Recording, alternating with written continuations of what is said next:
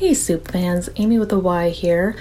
I'm coming to you to tell you that we have disappointed you and not recorded a new episode this week.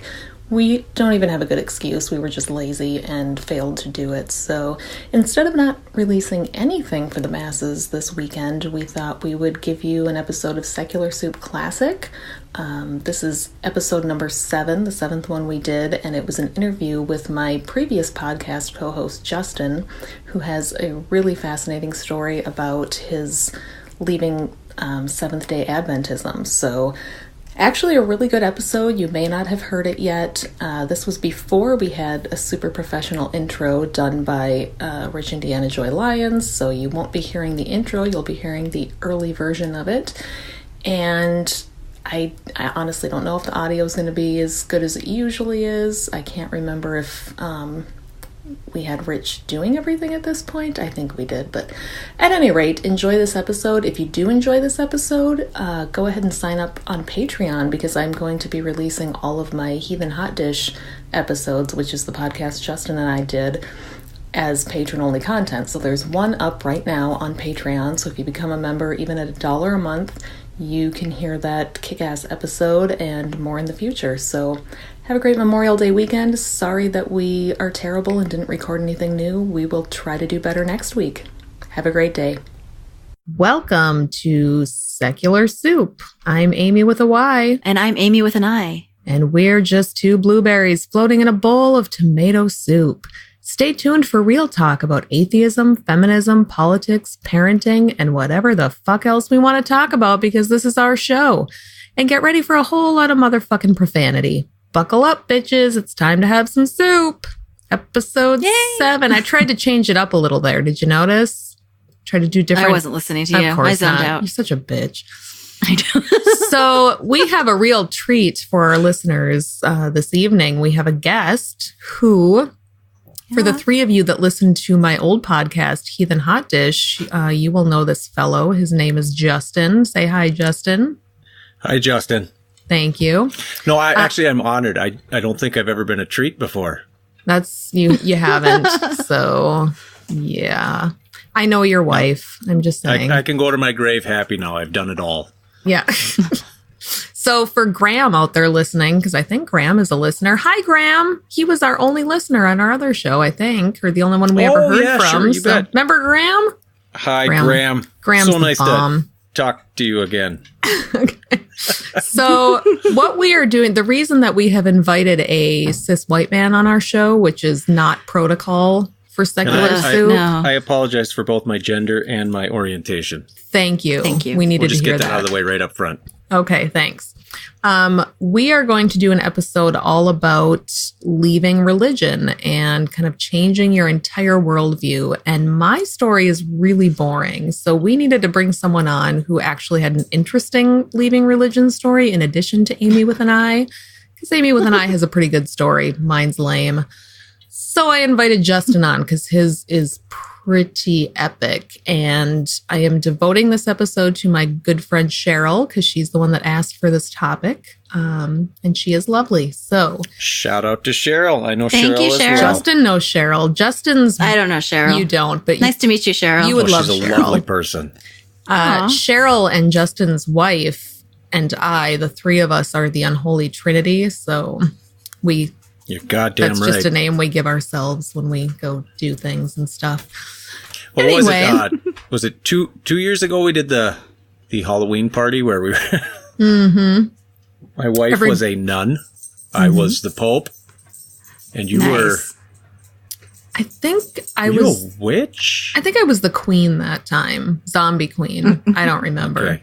I do have a really good picture of you two kissing, though, which is great because it's the so Pope and a nun. sacrilegious. So, and I still That's have funny. the big Pope cross thing you made down in my office here. So I was You should pretty have proud worn of it on myself our for that. YouTube lives show. on. You can't really wear it. It's Oh, I think you we have can to get the have- pictures thing, for you have that to still. hold Maybe it. upload it. Mhm. Okay. That'll be a treat for everyone. So, Amy with an I is a former Mormon, or a Formon, I am. as I like to call them. And Justin is a former Seventh Day Adventist. So I'm going to Wow. let you two fist fight and decide who wants to go first Well, with he's your the story. guest, so he can go first, and then we can kick him off the Aw, line and talk about so it. nice of you.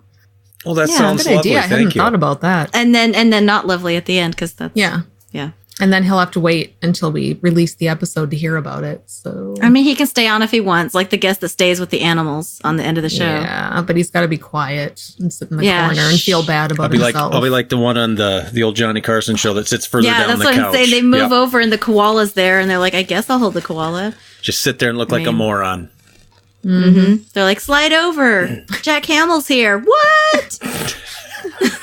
Oh my god. As long as I get to pet a tiger, I don't care. We'll see what we can do. We don't have that much Okay. Patreon money yet. I don't know how much tigers Yeah, cost. sorry. So I thought you were killing it. I heard the podcasting industry Oh, is we where to go are. and make all the money. we are Oh, yeah. killing it, but we're not Okay. killing it to cognitive dissonance levels yet. Although we will be within 2 episodes. So- Easy. Did you say It's easy. cognitive dissonance? Yeah. Yeah, I don't even know what You've that never means. heard of it. It's stupid. Don't look it up. It's just Well, it two reminded me of a fucking show white I guys. heard of with Cecil and Tom, these two nut jobs No, on there. I don't know if no. that, no, totally different deal. Totally different Okay. deal. I I don't was know. way off. I don't know any You're Tom or thinking- Cecil. No. I apologize. We don't talk about those names on this podcast, Justin. And if I had Oh. known that you were going to blaspheme this way, We're mere maybe I would moments have in, rethought my invitation. and I've dropped the ball. We're not already. having a man on the show again. Thanks. You know, ruined just it. ruined it for everybody. You ruined it for everybody. Did I Yep. ruin it, You or need, did now I you just? need to write notes to every man on the planet apologizing. I'm sorry. And you need to apologize That doesn't to count. Chris, because that means Chris never gets to come on our show now, even though he had us on his show. So sorry, Chris. It's Justin's Especially fault. Chris. Yep. Yep. It's my fault. I'll bear the All brunt right. of the burden. So, Justin, since you're our white male guest, why don't you tell us a little bit about your background, kind of your story, your origin story? What's your deal? Well, it's kind of funny because I've let's see, what has it been? I'm 43 right now, and it was right around. Boy, it's been almost 10 years. It's hard to believe that, but life was challenging for me, and I came from a kind of an interesting place. Was raised by a single mother. My father pretty much left right as I was born, basically. But my mother ended up diving really deep into the faith that she was raised in, which is Seventh Day Adventism, just to kind of shorten the beginning of the story a little bit. But it's a super conservative, at least our variant. I think most strains of Seventh Day Adventism are pretty conservative, but we were in a fairly affluent neighborhood down in the Twin Cities, Minnesota area, the Minneapolis-St. Paul area, suburb on the west side of the town, which is called Minnetonka.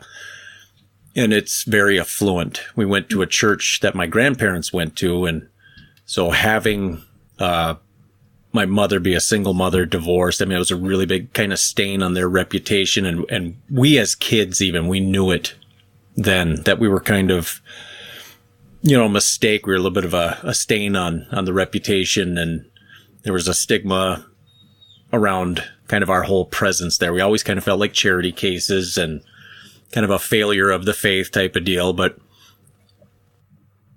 it really kind of shaped who we were. Kind of felt like there's a persecution complex that came right out of the gate, which is really strong with Seventh Day Adventism to begin with, because they're big on end times prophecy and persecution and suffering for your faith. And I heard Ryan Bell. I don't know if you guys are familiar. I know, Amy, you've heard of Ryan Bell.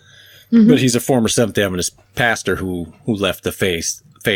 And I talked to him one time. He did the Year of Atheism, Year Without didn't he? God. Yep. Year Without God, yeah. And he's great. to my knowledge, he never went back. So No. Why would you?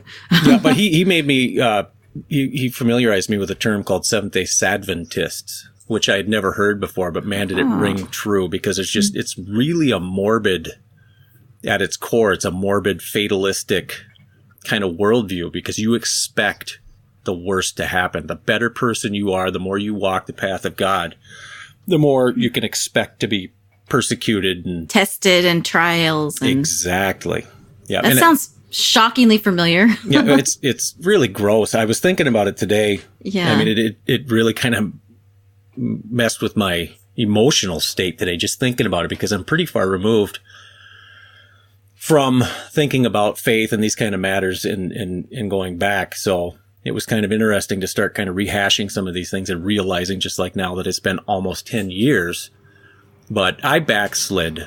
I ended up leaving the world with my mother. She ended up getting remarried when I was about 12 or 13 years old. We had lived all around the Twin Cities area. We were pretty poverty level. We were on welfare, powdered milk and government cheese, all that stuff is kind of how I remember growing up. But she met a friend of hers, had a brother who was single and lived out in California, and he came out and they ended up dating for a week and they got engaged.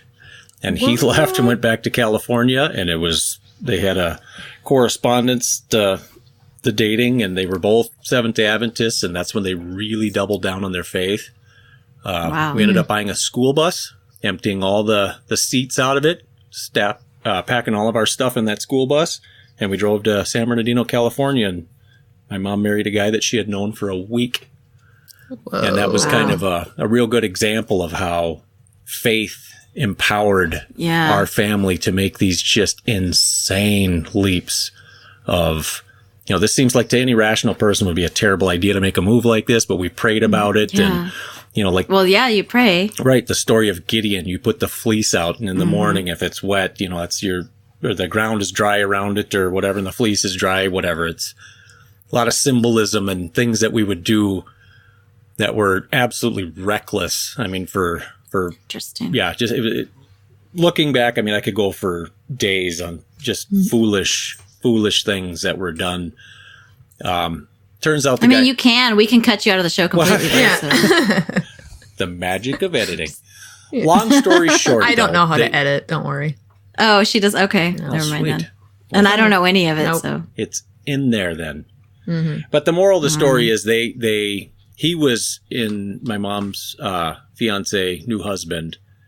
He was a nice guy. They're still together. I mean, it worked out really well for them. So that's lucky. Yep. Wow. Ultimately, it's a success story. But he was a business owner who had experienced a lot of success. But when we moved out there, we found out he was destitute, and he was in the rears to the IRS in the six-figure range. And we were all enamored by the high lifestyle. We'd been living in low-income housing in the cities and moved from apartment to apartment to apartment for my whole life around the cities. I mean, I couldn't even count how many different places we lived in, but it's in the dozens. I mean, by the time I was even in my early teen years when we moved to California. Wow. But basically ended up liquidating the property. And they ended up, and this is where another miracle came into play, where they were really torn. They found a buyer, miraculously, of course, that was able to pay cash and get them to where they could pay off the IRS, get the debt, and just start from scratch together. And they were, okay, well, we're going to have absolutely nothing, but we're going to be zeroed out and start afresh. And literally every single dollar they had, they went in. And this is how the story is told. I don't know the details because I was a child, but moral of the story is that they had a little money left over, and they were really conflicted. And this is where they had kind of a watershed moment to follow Christ or, take care of their family. And they decided with the little bit of money they had left was tithe that they should have paid on the sale of the home, which would have absolutely zeroed us out. And they paid it. So off the top of the sale of the house, everything, they paid the 10%, which completely put us upside down. And ended up moving back to Minnesota.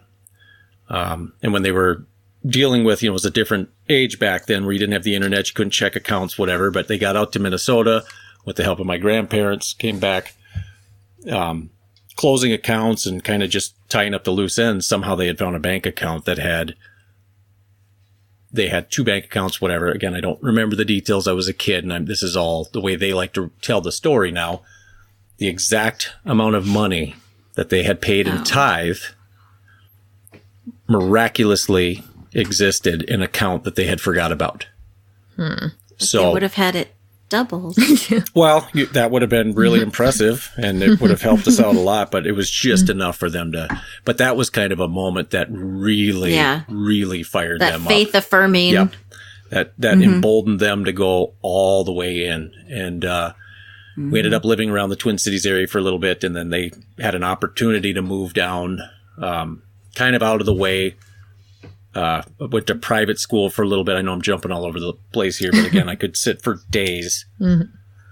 But they ended up signing on with a group of what I call fanatics in a cult. I was already being homeschooled for about a year in the Twin Cities area, which was tolerable. I mean, there was at least people around and whatever, but they ended up moving to a place in Fountain City, Wisconsin, which is a tiny rural community down just inside the Wisconsin border on the Mississippi River, down the southeast corner of the state of Minnesota. And it was, I'm not kidding, out in the sticks, the most remote, isolated. It was a former Seventh Day Adventist school, camp, self-sustaining business. They had wood heat. They had a bakery where they made, home ground. They ground the wheat themselves, everything, and made these products that they would sell around the community at little co-ops and whatnot. And that's kind of how they sustained this now defunct Seventh Day Adventist school. So it was just a skeleton crew of people living there. It was myself, my younger brother, who was about 8. I think he's 8 years younger than I am. So he was quite young at the time. I think I was 13 then, and just lived in complete isolation, doing nothing but homeschooling, reading the Bible. And the whole mentality then was that the Bible is the pinnacle of human knowledge. I mean, there is no higher authority. There's no more valuable guidelines for what to do in life, where to go, how to operate. Everything you need to know. I remember hearing them say, my grandparents, my mother, repeatedly saying, if you understand the Bible, read it completely and absorb it and get to a point where you can, demonstrate a command and knowledge of the Bible, you have the equivalent of a doctorate at any, Ivy League school. So that was impressed in me as a child. That it just set me up with just really faulty programming and unreasonable expectations of what to see in the world and what to do and how to react. So it's a lot of pressure on a kid too. Just, I imagine there were probably times you wondered if you were doing things correctly or, Oh, and that's where the Seventh Day Adventist comes in, because you know you are always going to come up short. It is impossible. And you know this, and yet your every fiber of your being is telling you to try harder, or to at least repent and be, aware of your shortcomings and failures, and to lean not on thine own understanding and, all those, the happy horse shit that goes along with it.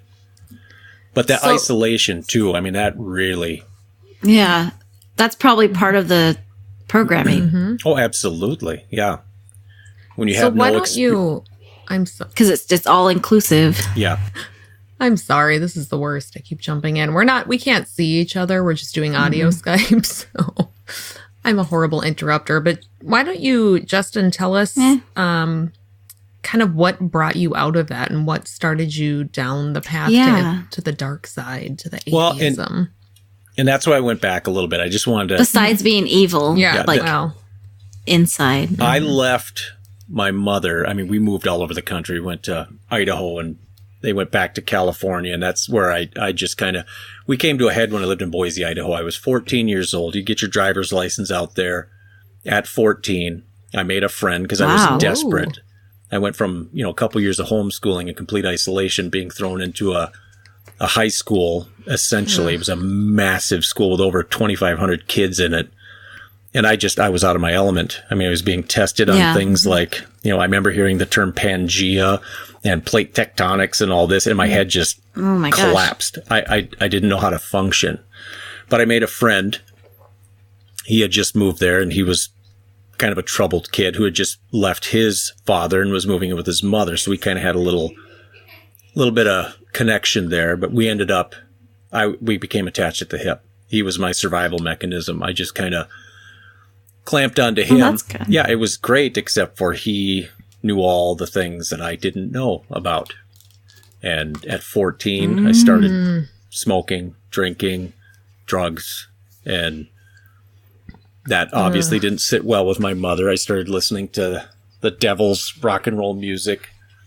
Just the other day, I was thinking about Guns N' Roses came on. I was talking to somebody about it, and I had a Guns N' Roses album under my mattress of my bed, and she found it, and it was The Appetite for Destruction. I don't know if you're familiar with that, but it's the shape of a cross with the 4 band members in skull caricature cartoons laid over the cross. And that was right in the middle of that satanic scare. It was at the end, but that was pumped into me. I mean, the backward masking, all that stuff. I mean, we listened to so many seminars about, secret hidden tracks of I remember all of that too. Follow Satan, and it was. So I had failed her at every level, and she completely shut me off to the point where she let me stay with the friend. And his mother completely supported our partying. She thought it was great. He had a car. We're 14 years old. We're drinking, doing drugs all weekend long. And then I would go home and just go to school basically and not communicate with my mother. And they ended up deciding to do another move. I mean, we had lived in 2 different places in Idaho in the year and a half we'd been there. 2 different towns, 2 different schools. And they said they were moving again. And I said, I'm not going. And she said, fine. Wow. You're going to stay here. And if you want to go anywhere, you're going to call your dad. They left. They moved to California. So I was 14 years old in Idaho waiting. And my dad sent me a plane ticket. And my dad and I didn't have a real good relationship either. But that's what brought me to Minnesota. Wow. And that's where things really went bad, because then you really get to this small, unnamed Minnesota town. And as Amy will vouch, this town has a good reputation for, at a minimum, for alcohol abuse. I mean, come on! I don't know what you're talking about. Yeah, that's all. That's all there is to do here. Really, that's it. Yeah, as a teenager, we have no community centers or teen centers, or you're either alcohol in varsity sports or an alcoholic or both. So. Yep. I was not in sports. I'm just going to say that. Yeah, I made friends right away, but they were the wrong ones again. There wasn't an overabundance, looking back, of good friends, but I mean, I was at the point though where I knew my old life was no more, and I was just to the point where I didn't care. I was in such a survival mode of just latch onto someone that I could hang on to, and I did. I made friends with people just out of pure desperation, and I learned coping mechanisms just to survive, because I had changed school so many times and moved so many times that just having any kind of stability and connections was invaluable to me. I mean, I couldn't put a price on it, but I made good friends, but we did the wrong things. And long story short, I heavily abused alcohol and drugs and was arrested many times. Nothing serious, but I mean, I got a pretty ugly track record. And eventually what really kind of brought it to a head was I had a judge that finally intervened after my second DWI, and he just said, you can't drink anymore. And he put me on house arrest for 3 months, where I had to do an alcohol. I had to blow into a breathalyzer at home. I had to do a voice identification on a device and do a breathalyzer. Wow. Lost my license for a year, lost jobs, everything. I was living with my grandmother. How old were you at this point? Just 24 or 5. Okay. So it was legal to drink, at least. You were just... Yeah. So basically for a decade of my youth, from about 14 to 25-ish, I was just gone. And I'm not kidding. Absolutely. Wow. No any productive anything, just surviving and living from place to place, whatever. So I didn't even really look at life preparing to be an adult or anything. I had the programming of my youth. I had the black hole decade from being, a teenager to now being an adult, sober for the first time as an adult. And thank goodness about a month before I had met my wife, we started dating, and she's incredible. I mean, to go through that, to see me at the end of my illustrious crime and abuse career, chemical abuse. She is career. incredible, and you do not deserve her. I'm just stating that for the record. I don't. So. No, but she literally did. She empowered me and gave me the support I needed. That's awesome. And my grandmother too. I mean, because she let me stay there, and that was a big thing too that really motivated me. I saw the disappointment when I didn't come home for days because I was in jail, and I couldn't even call her because I couldn't. I mean, I was so ashamed, whatever, and I knew the end was there. But again, to kind of fast forward a little bit, I just kind of was in a pit of depression and just trying to come to grips with being an adult in a world that I had no way of functioning in. I had no way of comprehending most things like most other people would, because I literally just screwed off for a decade. And coming from my background, I mean, I had nothing to really build on. But I did know how to learn. I did know how to read. I just had never read books. I had never focused my learning abilities on anything since the Bible. So, you know, in my early 30s, I started, the internet really became popular, and I took a course. I got my GED because I had dropped out of high school as a freshman. I didn't even make it any further than that, but I got my GED, went to the community college in this small unnamed Minnesota town. And I got some education, and, you know, I started to realize that, you know, I needed to do something. As the internet got more and more popular, I started picking up these little things about astronomy and about science. And, you know, I'd hear millions of years and stuff like that. And I would just laugh and, you know, oh, it's so ridiculous. Millions of years, you know, it seems so absurd to me. But I started seeing, you know, better videos, and I don't even know exactly what seduced me into, it's probably just the YouTube, you know, the black hole. You start clicking, and next thing you know, but I did that, and I kept doing it more and more, and I started thinking more and more, and I was talking to my mom a lot, and, you know, she was remotely praying for me, and, you know, everything's going to be fine. You know, I'm so proud of you for, you know, God's helping you to get cleaned up and sober. You're finally going to, you know, get stuff figured out. And so I just kept trying to just function and survive and live. And slowly but surely I started pulling myself together and functioning more as an adult. And, but the information started creeping into my head, and it really started to bother me. And I started getting to the point where, well, you know, the astronomy stuff, the Big Bang, I mean, it seems so ridiculous, but the more I learned, the more I watched, the more I began to grasp the concepts and see how they, you know, used reason and rational processes to kind of come to these conclusions. And it wasn't just some jackass picking out an idea out of the sky and telling a story like I was accustomed to or told it was. It made sense. And I started talking to my mom saying, you know, I think the earth is old. What if, you know, what if I'm put here? What if my calling in life is to go back and, you know, kind of bridge this gap between Christians and non-Christians and the scientific, whatever. I had this delusion of grandeur that I could somehow pull this together. So I dove in deeper with a determination of trying to bridge the gap and bring these facts together with faith somehow. And I did it telling my mother too that, you know, I know it's the wrong thing to do. You're supposed to come to God and just submit yourself and lay prostrate and let him do his magic. But with my sobriety, I did it myself. The judge told me, he made me see the light, and I refused treatment and everything that I was court ordered to go to, and I fought it tooth and nail, and I was finally released from those obligations because I'm stubborn. And I said, I'll never drink again. And they said, you can't say you'll never drink again. And I said, I have to, because if I don't say I won't, I will.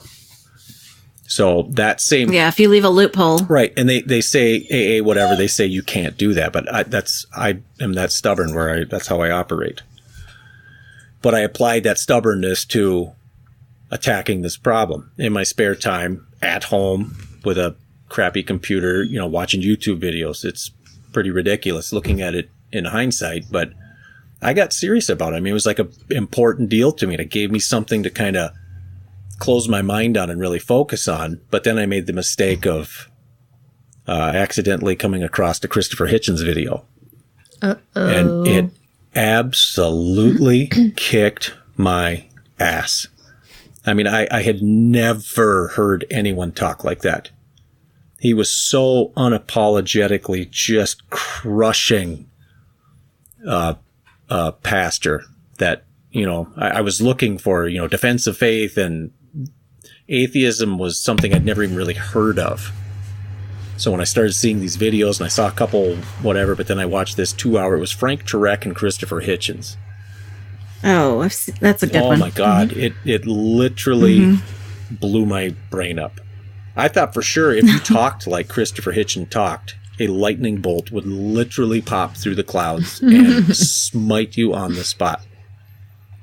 And it didn't happen. And then I started watching more, and I was just consumed because he was so eloquent, and he was so unapologetically, confrontational, calling out these things that I knew. He knew the Bible so well that it just absolutely knocked me off my chair, because he's quoting scripture accurately. He's applying these lessons that I had held as a child as, being the paramount of morality and ethical behavior and everything you should strive to be. And he just examined it with an unapologetic, unblinking stare that was just like, holy shit, I didn't know you could do that. And it just blossomed. I watched every Christopher Hitchens video I could find. And then I ended up going, finding out about Dawkins and Harris, and that was right around the birth, or it actually had preceded that quite a bit, but it was still very fresh. The atheist movement was just exploding right then. But I even went to the library in this small, unnamed Minnesota town, and we're never going to know what this town is, listeners, just so you know. No one will I'm know. Not telling you. But I rented. They had the God Delusion at the library, and I went and checked out the God Delusion, and that was one of the more uncomfortable experiences of my life. I felt like I was, like a kid buying condoms for the first time, or someone buying tampons for their wife, or what. I mean, I felt like that, but just tenfold more. And the lady at the counter, I remember, she kind of looked at me. It's like I maybe was reading into it, but it seemed like she looked at me like, "Ooh, Jesus, you're bold." That book's been here for 13 years and hasn't even wiggled once. Everybody walks faster when they go past it. They blow the dust off of it. But I read it, and that was really the first I had read maybe one or two Clancy novels, but other than that, other than the Bible, I had literally read nothing. And I had to sit with a dictionary because of, the eloquence and the vocabulary of the likes of Hitch and Dawkins and Harris. I mean, it literally expanded my everything. I mean, I was learning as I was learning, and I just I had an insatiable appetite for more. And I was starting to understand what reasonable thought processes were and what logic was, and how there's, rules and parameters, and how you can know things objectively, and how to delineate between objective knowledge and subjective things, and what faith was versus, rational. Critical thinking. Right. And I mean, It's funny how that happens, that when you actually start using your brain, you reason your way out of faith. Yeah. And you hear so many people say that now, that you can't be reasoned out of a position you're reasoned into, and I call bullshit.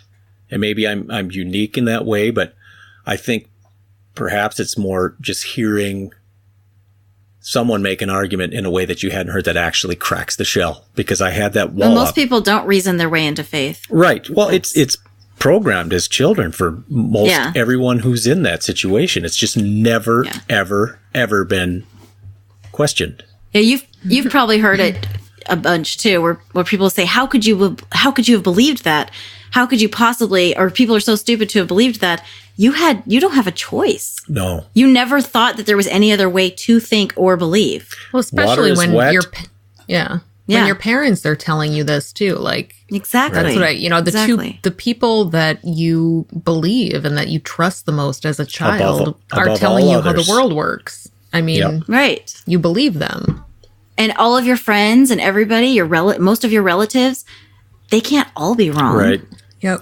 Well, and I think that probably, being from a because my dad wasn't a Christian. He claimed to be a Christian. He claimed to be converted, but the way he lived, I mean, it was such a stark contrast when I would visit my father. It was pretty infrequent, but I would get these glimpses of life outside my little bubble. Oh, that's nice. Yeah, and I think that helped to kind of grease the wheels a little bit, because I knew people existed outside of that bubble. But I mean, I didn't eat pork until I was, 14, 15 years old. I'd never had caffeine because that's part of, as a Mormon, yeah. hot That's drinks and caffeine. that's a gray area. That's a gray area for Mormons. Okay. Really? Yeah. No coffee, but Diet Coke's totally fine. Okay. Interesting. It's the heat. It's the heat that gets you. Yeah, but hot chocolate's okay. I really don't. I think it's caffeine or coffee and tea are forbidden. But you can drink Diet Unless it's- Coke. That were Monsters. What? Yeah, they're totally. I know it's ridiculous. Okay, that makes no sense. They make their own wiggle room. They do what they want. Yeah, so that is essentially though what happened, where things went, and I've just ever since I have been searching for more truth, and it's just interesting too how things just started to fall into place. I mean, my mental health stabilized. I had a lot of physiological, what I now am fairly confident that I had manifestations of stress-related. I mean, just had this constant angst and uncertainty and fear and concern, and that stuff just melted away. Not to get too personal, but my wife and I mean, we always thought about having kids, and we never really said we weren't going to have kids. And we finally went off birth control and just said, if it happens, it happens. If it doesn't, it doesn't. But it never happened for years. So we were starting to think that maybe we had an issue with fertility, whatever. And we actually had a doctor tell us that. But it was right around that time where my deconversion happened that, shortly after that, I had I used to have migraines severely and canker sores and stomach issues really seriously. And when this all happened, I mean, we bought a house. I started a business. I got rid of all my physical ailments. We got pregnant. Got a beautiful 6.5-year-old little boy now everything changed for me. So I really, it was a deconversion. It was an anti-conversion for me to just jettison that horse shit that was shackled around my neck for decades that almost killed me. I mean, because I was brought to the pits of despair and I felt like I was such a failure and so far from God that there was no redemption, even though I knew the stories and I knew everything about it. But it just, getting rid of that, being clear of that, it saved my life. I mean, it changed everything. That's good. It cost me a relationship with my mother. And I mean, that's the dark side because we haven't spoken now for years. She's never even met her grandson. But the one time she did meet I should take that back. She came to our home shortly after my son was born. And it was the first time we'd been face to face since I had lost my faith. And she kind of knew it, and we danced around eggshells for a little bit, but it came to a head, and we got to the point where it came down kind of to an ultimatum. And I looked at her, and it was partially to kind of demonstrate to my wife, because she was raised in a Methodist household with very tolerant. She grew up reading Free to Be You and Me and all that. Very open, wonderful, liberal parents, wonderful people. So she couldn't comprehend where I came from, even though I told her and she had known me for so long. But when my mother came out, we had this just terrible evening of tiptoeing around the issues, and it finally just blew up. And long story short, again, it came down to, I had the Bible that she'd give me as a child, and I've got tons of literature that if I could show you in person right now, I mean, just pages and pages and pages of handwritten prophecies and scriptural messages. I mean, she's all in on faith. Wow. But she was sitting in my home, and I had the Bible. I was on my knees right in front of her going, I'm just afraid that with my lack of faith, if I had to have you choose between this book in my hand and me, you would choose this book. And without blinking, without batting an eyelash, she looked me right in the eyes and said, I would choose that book every single time. Wow. And I just That's heartbreaking. Yep, I just sat back on my heels and I looked at her and stood up and turned around, and she went to her room, went to bed. The next morning she asked to be brought to my brother's, who lives in the community, and that was the last time we saw each other. Wow. So your brother's still in? He never was in, but he doesn't push it. He doesn't challenge it. Okay. So I just had the audacity to talk about it. And that's the thing. She tried for a long time to just pretend like we're still there and just not talk about it. But I can't do that. Right. No, you can't. No, especially with the background, the baggage, all the, I had a lot of things that I needed resolved before we could It does move a on. lot of damage to be raised in such a controlling It environment. does. And like I said, I wasn't does. kidding when I said it almost killed me, because the depths of depression and Yeah. And you've told me before, Justin, that, part of your kind of deconversion was your thoughts about having a child and being a father and, what do I want to teach my child? And Yeah. How would you raise your child? What would you teach him? Can you talk about that a little bit? Is that absolutely too private? No, that's that. I smoked for 22 years, and I started when I was, 14 years old. And the month before my son died, or good Lord, Oh my son God. was born. Jesus.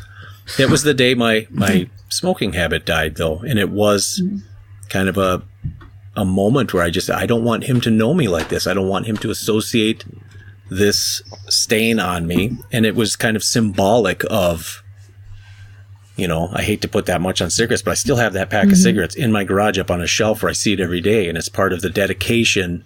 Wow. I mean, because everybody said drinking, I would quit drinking probably 3 times over than to quit smoking. That was my last remaining crutch from my old life. But that was the level that I was thinking. I know how not to be a parent.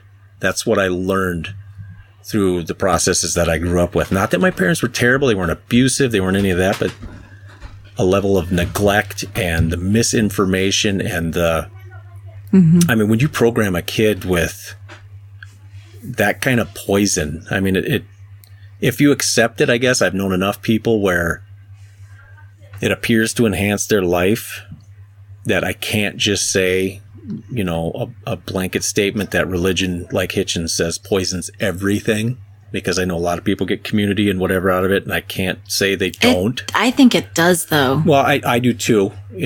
In the long run, it does. I think it does way more damage to the kids. They're happy in the moment and they have their friends in the community, but they become the adults that question everything. Right. Well, at least to the level of like my wife is a perfect example. She was raised about as church oriented as you could possibly be raised.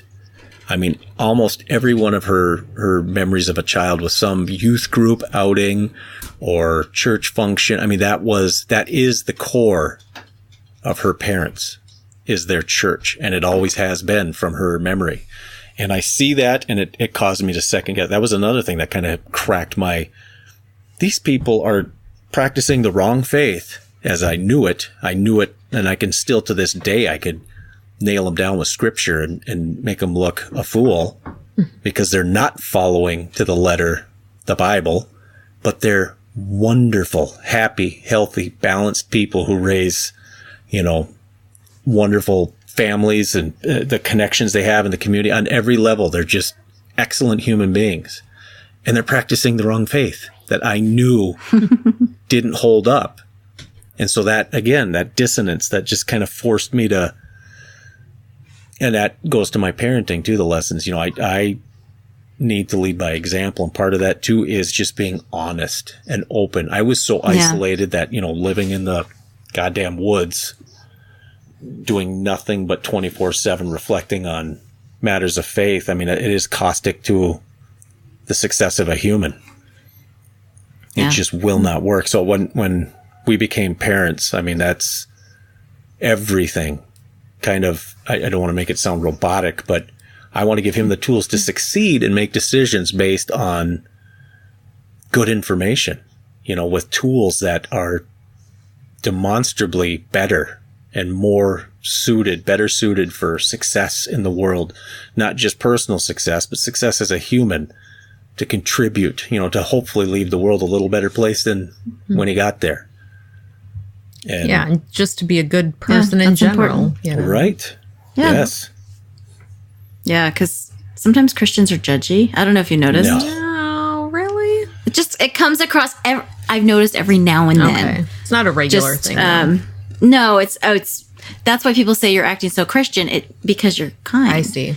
That makes sense. At least they don't push it on you, though. No. You usually don't know who the Christians are because they're very humble about it and kind and generous. And they don't talk about it. They don't talk about their... They keep it very private. They pray in secret. It's like it's a private thing. Fight Club. And exactly. And they do their service, in the shadows. It's I can't explain. I mean, you guys know. You guys know. You get it. So we are at about the 45-minute mark. So do you want to tell your story, Amy, or should we make that its own episode, or what do you want to do? Nah, I'm not that interesting. You can do it pretty quick. Okay. Slide over and grab this koala. All right. I don't know. I have a snake too. So I don't know. weird. I don't know. Where's my goddamn tiger? Animals. I don't know. Once we get enough Patreon for more Patreon pledges, money. Yeah. Hello, bring us. Yeah. No, I don't know. So I was. What's your deal? Mormon. Tell us your deal. Oh, I have so many deals. How much time do no? So I was raised Mormon, and I was from an early age. I was told that that the natural man is evil. So my initial automatic thoughts are wrong first.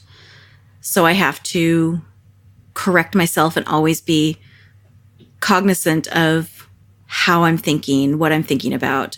We memorized articles of faith and scriptures, and the Mormons have 4 books of scripture. And so we had to know things from all of them, but we cherry pick things in a way that it's comprehensive and it makes sense.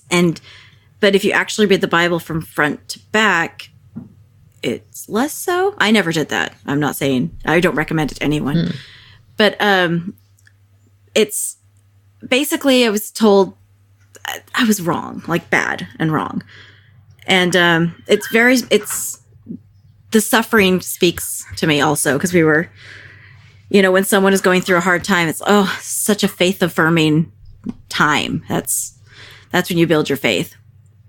And because I was female, I was told probably from about the time I was 11 or 12, I started being told that my only purpose in life is to get married and have babies. That's my sole purpose in life.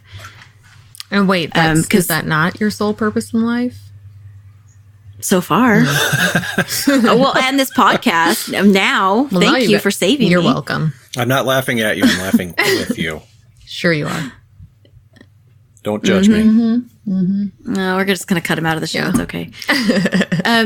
So, yeah, from a time I was in this group called Young Women's, and you start learning that you're supposed to get married, and you have to marry the right person. It's someone who went on a mission, preferably an Eagle Scout, because the Mormons were all up in the scouting program back in the day. Now they're not as much. But yeah, you have to marry an Eagle Scout who was a Mormon missionary, who's a return missionary, someone who returned with honor, not someone who came home early because he, did bad things. And get married super young. By the time you're 21 or so, you're an old maid. 21, 22. So get married early and then start having babies as soon as possible, and have as many babies as your body can handle. Wow. Yuck. That's pretty much. And then they say, you can get a degree, but only if something happens to your husband, so you have a career to fall back on. Ugh. There's never been a focus on working yourself, learning job skills, basically anything like that. And I was a very good Mormon girl. I towed the line all through high school. I was the leader of all of my youth groups. I lived in an area, I grew up in an area that was predominantly Southern Baptist and Catholic. And so the Mormon group was really small, and I stuck to my little tight knit community, and I went to the Wednesday night activities. I went to Sunday church. I went to early morning seminary classes, which were at 6 a.m, and I was the driver to all of my friends. So I actually got up at 5 o'clock to drive from house to house and pick up everybody and meet at the church by 6 a.m. And it went from 6 to 7. And then I had time to run home, change into my school clothes because I wore pajamas to that, and go to school every single morning all through high school. So when you graduate high school, you also graduate seminary. And it's 4 years. And so 1 year is dedicated to one of the books of scripture. Ugh. And so and then every summer there's girls camp, which is a week. And it's just inclusive. It's all inclusive. All your friends are Mormon. All of your activities are Mormon. All of your entire life. Very insular. Is insular. That's a good word. Yeah, that's it was very. That was the people I hung out with. Even though I went to a school that was predominantly other religions, I had friends that were other religions and other faiths. But my closest friends were Mormon because one of us. They weren't one of us. Yeah, basically. And so that was I was a really good Mormon girl. I didn't date boys. I didn't I didn't do anything. And then I got married to someone I had known for about 3 months. Whoa. I met him in April. We were married by October. Yikes. So 6 months. But he proposed to me on 4 weeks in, something like that. And then we just were planning the wedding the rest of the time. And so that was when I was 19. I was 19 years old. And then we moved a couple times, and we tried really hard to stay Mormon or stay good, because I was thinking the same thing you were, that how was I going to raise my children? I wanted to raise them in the church, because how else could you possibly raise your kids? That's the only way. I couldn't think of any other way. And I didn't even know what to do with myself outside of the church. So I had my first baby at 23, my second one at 25, and my third one at 30. Don't do math. But I have 3 children. And so we would go through bursts of doubling down and completely faithful and full tithe payers and going to the temple and, all of the things you're supposed to do. And then we'd go through periods of inactivity because life is hard, especially when you have 2 small children, that are, I think they're 26 months apart or something like that. So I was exhausted I think it's been about 17 years I've been exhausted. Yeah, were you in Texas this whole time? No, we moved around. Okay. We lived by family. But we were in Texas, and then we were out of state, and then we're back in Texas. But we always kind of came back to the church and came back. And then by the time I had my daughter, I was pretty faithful again. And over the years, I was just probably right before my daughter was born, I decided to go back to school. And, I prayed about it, and I talked to my husband about it, and I talked to my dad about it, because you have to, check in with the patriarch of the family, just to kind of make sure. And everybody agreed that it was a good idea to have some skills in case anything happened to my husband. Because I had had children so young, and I got married so early that I never really finished my education. So I went back to school around 28-ish, and then I had my daughter at 30, and it didn't stop. I kept going to school, and everybody was like, wow, that's, some dedication. I'm like, that's actually pretty standard to not quit school just because you have a baby. Yeah. But I kept going and going and going, and I would hear things and learn things, and I was kind of like, well, I became more of a liberal Mormon. Like, maybe I'm a Mormon that believes in evolution, and maybe I'm a Mormon that believes that, women are people. Well, I always did that. We had that episode. Yeah. But maybe I'm a Mormon that believes that the world is older than 6,000 years old. And, maybe I just kind of like expanded things. And what they say in the ex-Mormon community is you put that up on your shelf. Like you have a question, you're like, oh, this will be answered. God, I can ask God this question later. This will be something that's answered in the end. You kind of write it down or put it in a book or close it and you set it up on your shelf. You just put it away. You're like, I'm not going to think about that. And you consciously kind of put it up on yourself or put a wall in front of it. Something, you shut it down. That's a good trick. Yeah. But eventually, if there's enough weight on a shelf, it collapses, which people call it in the ex-Mormon community. They say my shelf broke, or the issue that broke my shelf. And then it's just all the questions come flooding out. Like, but what about this? What about this? But Noah's Ark, that had to have happened, right? No, nothing. No. Moses was real though, right? No. Like you start going through all of those little questions that you had that you just kind of, I'm not going to think about that right now. Because actually there's a saying in the Mormon church, ask God, not Google. Oh, wow. Which clever. Basically I didn't get the memo on that one. Don't think for yourself. Just, we'll just tell you what to believe and what to think. Yeah. So is that considered a Jack Mormon? Someone who's like dipping a toe on the outside? No, a Jack Mormon is someone who drinks and smokes, but still goes every Sunday and acts faithful. I was not someone, I never did anything. I was still even when we were inactive, I was still following all the rules. Like I still would have been considered very Mormon. Like I was just I didn't swear, I didn't drink coffee, I didn't drink tea. Can I ask the obvious question? Did you wear the magic underwear? Sometimes because they're really uncomfortable and I live in Texas, which is 1,000,000 degrees most of the year. And actually I went to a bishop who is the pastor of the congregation. And I talked to him about it because I'm very short and they're super long on me. And I asked if I could hem them. And he actually said, you can't alter them because I guess it takes away the magic or I don't know. But he told me I couldn't hem them. And I said, well, then I'm not going to wear them. And he said, that's between you and God. I was like, cool, God and I are good. So I didn't wear them. He said it was fine. Perfect. Yeah. And I was like, well, God's my bro. So yeah, we're good. Wow. And so that was when we lived out of state, when I had my first child. And so I didn't wear them for probably a good 10 years. The last 10 years I was Mormon.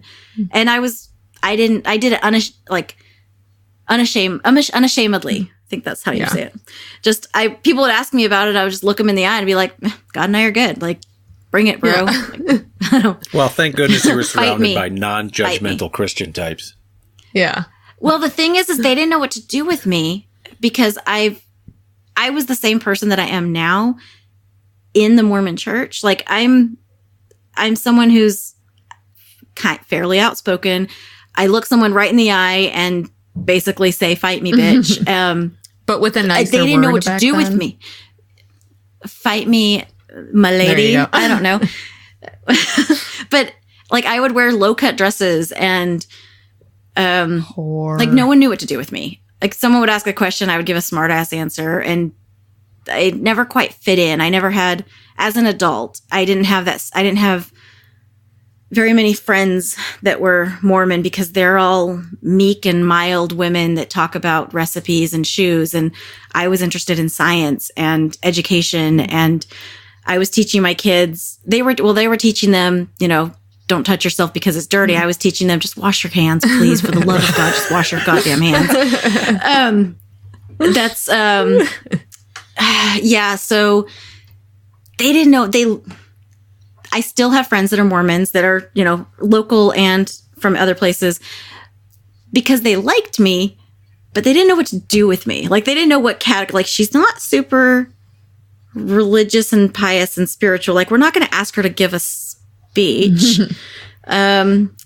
We might ask her to teach a class on something because she's organized, but we don't really know. Like they didn't know where to put me. Basically. So how long have you, I guess, been away from the church now? I'm a baby atheist. I've only been away for about 4 years. Just a baby. I know. So, so I went back to school and I was taking, all of your core classes that you've got to take in order to get those degrees. And they all kind of chipped away at my faith, but I didn't realize it. I didn't realize that there was damage being done. I thought that, I'm doing this great thing. I'm a Mormon, I'm a mom, and I'm in school, and I'm doing all these things, and it's, yay, go See, me. that's how the devil and gets then, you. It did. It destroyed my family. So, basically, I went into a humanities class, which was my favorite class because I loved the professor. Like, she and I actually became friends, and we've had lunch a couple times, and, we email one another every now and then. And, so I walked into this humanities class. Wait, let me rewind a little bit. Like a week or two before the class, I had watched a documentary on marketing and Coca-Cola. So let me rewind to that. So I watched this documentary, and I promise I'll tie it together. Sure you will. I promise. Yeah, I'll hold my breath. Because Coke is delicious. Yeah. End of story. No, I'm just kidding. So but they were talking about marketing. It was one of those, it was like a Nova or something, and it was talking about marketing and how Coca-Cola is the most recognizable brand in the world. Like, you can go to the smallest, most remote African village, and they have cans of Coke because they have local distribution where it's, they build the factories everywhere, so it's local distribution, so they're not all coming from, Dallas, Texas, or wherever the Coca-Cola plants are. So that was in the back of my mind. So I walked into this humanities class, and we were talking about something very innocuous. It was the Fertile Crescent and the early humans and how they were nomadic, and then they kind of spread everywhere. And it just kind of, I was just thinking, it just kind of broke that shelf and that wall that I'd built around that questions in my head, that the world is older than I can possibly comprehend. There's more humans than I can wrap my brain around. And why the fuck does Coca-Cola have better distribution than God? Seriously, because the only true church was given to a 14-year-old white boy in upstate New York. That doesn't make any sense. Wouldn't it be distributed equally so everybody had access to it in those times? Because there was no way to distribute it. Yeah. And so it was kind of in the back of my mind. I was like, why would Coca-Cola have better marketing strategies? So I just started, I sat in that class and I was just writing down all these questions. I wasn't listening to the teacher anymore. I wrote down question after question after question after question after question. And it was a once a week class. So it was actually, I think it was a 2.5 hour class. I think we had a little break. We took our break. We came back and I just kept doing it, writing my questions after question after question. And I came home and I didn't say a thing to my husband. I was silent about it. For weeks, I was just quiet about it. But I believe now when I think back to it, I walked in that class, devout Mormon, and I was mostly an atheist by the time I walked out. It was probably a 2-hour conversion because I just kept thinking about all of those questions. And about a month later or so, I sat down with my husband one night and I was like, I don't think I believe in the church anymore. And I was so scared because that's a deal breaker. Because that was, we were Mormon when we met. We were devout, and it's terrifying. And he was like, okay. And I was like, and I'm not sure how I feel about Jesus either. Oh, man. And he was like, yeah, I laid it all out because, and he was like, okay. And I had been listening to podcasts a lot of ex-Mormon podcasts during that time. And I was like, I know this is really hard to wrap your brain around. I was reading blogs and he was like, you really have to be careful about the sources, because that's another thing that very religious people take is, the intention of the people writing source material, or, is God in their hearts, or are they just trying to destroy the church? And so he's like, you need to be really careful about the sources. You need to be really careful about, where you're getting your information from. And so I went to the Mormon website and they have the truth buried. It's deep, but it's there. Like the stones in the hat, the young wives, and, everything, all the damning evidence, it's there. It's just hidden. And so in all of the ex-Mormon communities, I started to find the links to them because you can't get to them. It takes a long time to get to them yourself. So I'd find the link and I would send it to him, or I'd find the link and I'd send it to my dad. Just slip it in there.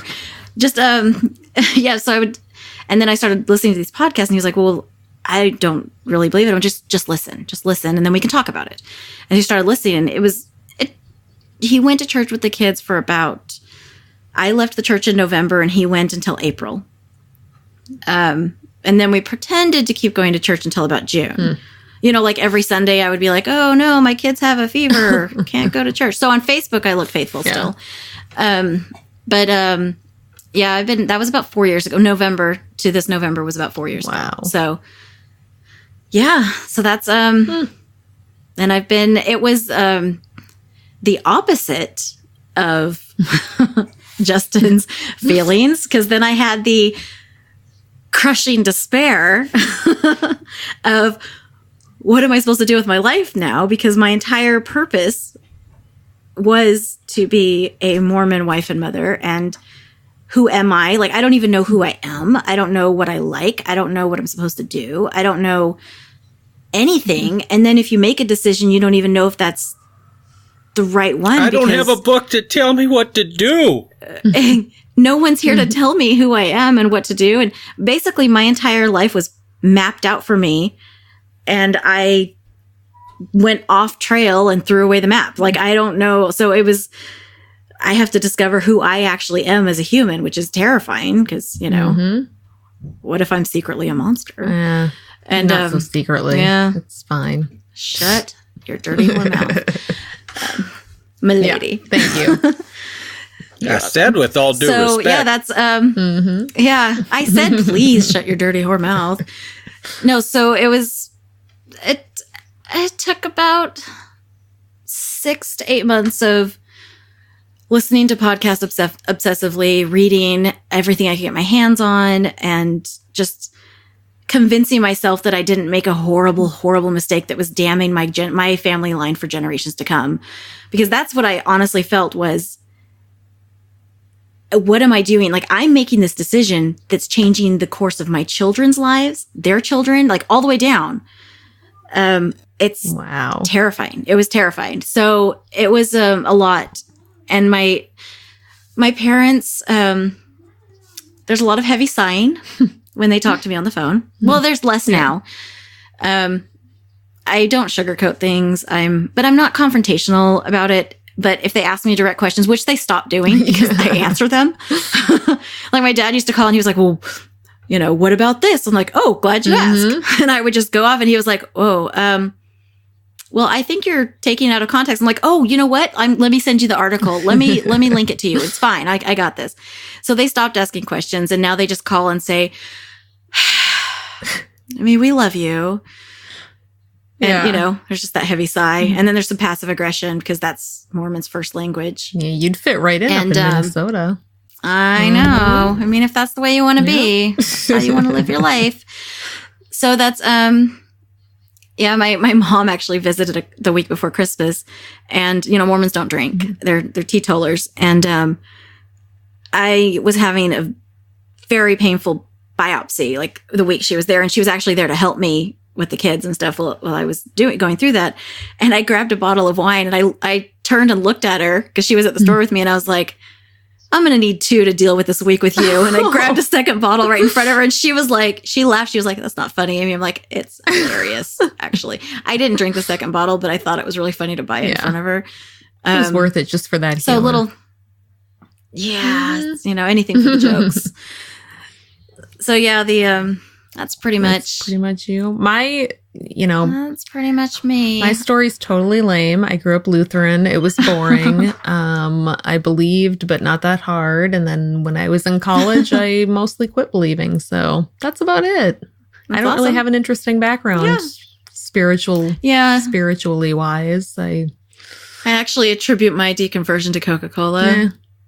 Oh, sponsor. Send me free Coca-Cola. Idea. I think they're too busy sponsoring Donald Trump and getting his Diet Coke needs met. I actually don't drink Coca-Cola because, I live in Texas and we're required to drink Dr. Pepper. I used to do Coke. Does that count? I think so. I actually think so. I would imagine. Oh my TMI. God. I'm sorry. We're going to put that on a t-shirt. So just so you know that. Well, yeah. Well, thank you so much, Justin, for coming on. And Thanks for coming on. And we actually let him we were talk. nice. I appreciate. Yes. What is wrong with you? Are you sick? I think so. Are you ill I'm tonight? not feeling. I'm tired. I'm actually exhausted. I had a long day. I I think just that's had going a around day right now. So Yeah, it's something's super going tired. around. I was when I left work today, I was in the process of taking a 5-gallon bucket and writing the words "fuck it" bucket on it Ooh. because I'm going to start selling profanity in my shop. So that's what I did with my day was yeah. write dirty things on buckets. She made an adult section I in her did. shop. It's going to be so much fun. Oh my God. Okay, so we should wrap up this So episode. you added the adult section in the I back. did, and I've got all kinds of. I also made a nice little planter that says "Try not to fucking kill me," because for people like me who can't keep plants alive, I can't. I Keep thought it plants would alive be either. funny. My mom bought me a plant when she was visiting, Yeah. and I was like, "What are you No, doing?" see, you need my "Please try not to fucking kill me" planter. It would be great. Anyway, that's neither here nor there. Send it to me. Just mail it to me. We'll see. I don't know if I get ambitious. Where's my bowl? Yeah, it's sitting on my desk, and I'm just too lazy I to know, mail it's it. okay. I did it. It's the thought That's that fine. counts. It is. Speaking of bowls, so I have been personalizing some wonderful soup bowls that will eventually be Patreon gifts for our wonderful Patreon donors. We have some And now. we have some, and we haven't named them yet. So we thought now might be a good time to give them a little bit of love because they're giving us money for just talking into a microphone, Yeah. which is in the Mormon church. You're given a secret name in the temple. what's yours? So should we give them secret names too, or just their Hey, Patreon hey, names? since you're not in that club anymore, what was your secret name? yeah, what was your Martha. Seriously? what? Did you like it? No, No. it's kind of a dumb name. At least I can remember it. Some of them are like Ezekiel Oh my and God. Hezekiah, Elohim, or yeah, it's like biblical names, and which is amazing that they're all like, yeah, exactly. That's a bad one. You don't want that one. I was married to Amulek. Wow. So cool. that's weird. Yeah. I was just called Hey You as a kid. So, okay. Let's look back on track here, Amy. Quit distracting me. I was called Hurry Up. Okay. So, we Fine. have got. Okay. So, our newest patron is Satan's Swampy Asshole. You may have heard of him. He is notorious on the podcasting circuit for giving people the monies. I found out. And we appreciate it. I found out so today who he much. is for reals, and I'm not going to tell you guys. But you know what? Nope, we're not going to tell Satan you. Swampy Asshole, we love you. You are our almost number too. one fan. You'll have to fight it out amongst the others for it. But he pledged at the Lobster Bisque level, which is the highest level of support. What? So we've also got Ashley. I'm not going to read last names if I don't know you personally, just because people may not want to be associated with this show. I wouldn't. So- I don't. or with us as people. No, I don't blame So you guys. yes, we have a wonderful Ashley. Use fake names. You don't want to be associated No. with us. Ashley, you're the fucking bomb. Thank you. Lobster Bisque level, you are great. Nathan. Thank you. Nathan Dickey, whose last name I will say because he is starting his own podcast and He is. I'm going to be And on it Amy's on gonna be Saturday. on it. I don't know when it'll talking come out. about magic I'm underwear. not sure when it'll come out, but I'm recording on Saturday. Yes. I'm not talking about my underwear. right. I mean, Your probably Mormon briefly. underwear. She's going to be answering all those Mormon questions you wanted to know. They're black. Oh, not right now. So Okay, Nathan, you are also awesome. And he was Thank our you, sir. first patron, so I also made him a He soup was. bowl. So his is also sitting on my desk, waiting till I get around to mailing it. sorry. Yeah, good luck getting that, Nathan. Then Still we've waiting got for one mine. barely worth mentioning. The Podunk Polymath podcast has pledged, but Chris. I'm audibly rolling my eyes right now. Whatever, Chris. We'll send your. Thanks for the money, but you're the Yeah, worst. You're terrible. You should feel bad about yourself because you're a white man. So. And we love you because we are self-haters. Exactly. And Henry, Mysterious Henry, we appreciate your support as well. Thank you for being better than Chris. Yes, at least. And Cogdis. Holy shit, we haven't made fun of them. God. Well, they don't give as much love to their patrons as we do. They just read them off quickly and it's dumb. So I'll throw that in. Yeah, that's true. And our final patron that we have so far is the By Any Means podcast, which you should definitely go listen to because they are pledging to us. Yeah. Which means they're good. Which means they're the best podcast on the air because the Podunk Polymath is definitely not the best. So it probably goes Secular Soup and then By Any Means podcast. And then everybody else. And then way down at the bottom, Caucus. Yeah. And then under that is the Podunk Polymath. So. Oh, poor Chris. I'm sorry, Chris. We have so much fun with you. She's not sorry. Don't listen to her. Don't hate us. Keep sending us money, please. We love you. Oh, make more live videos while you make fun of us. Those are the best. I can't.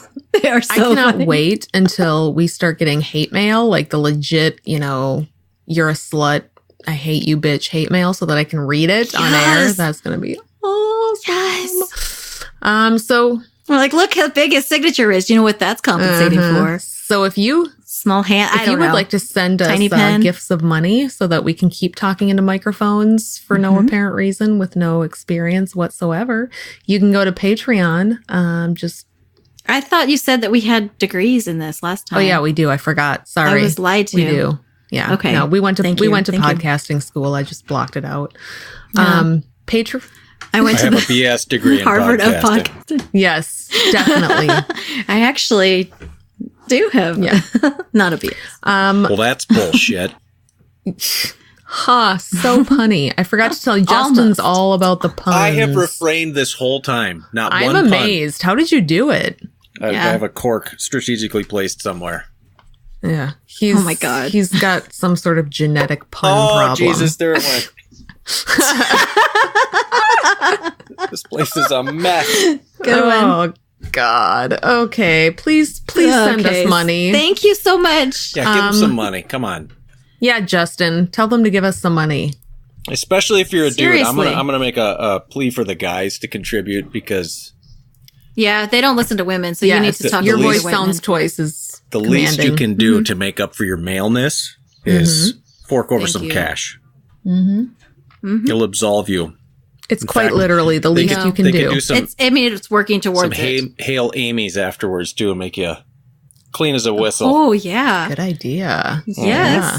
Record yourself doing that, please. Send it to the email. It might show up on Facebook. Make sure you get the right one.